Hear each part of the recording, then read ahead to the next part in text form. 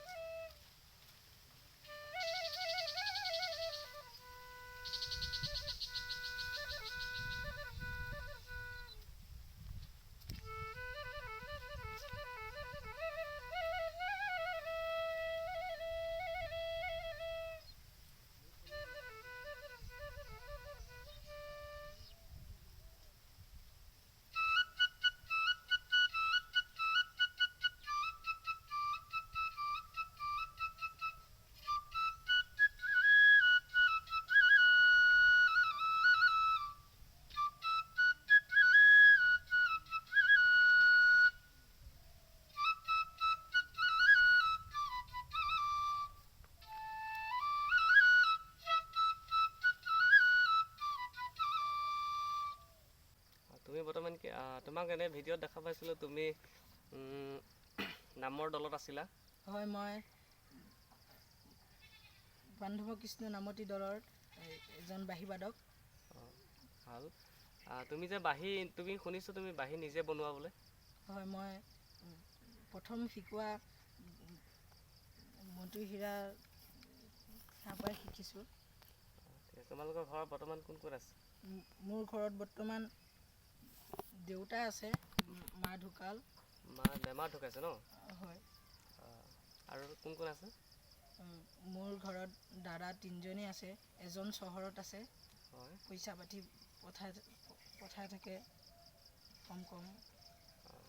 ঠিক আছে। দেউতা কিবা কৰেনে?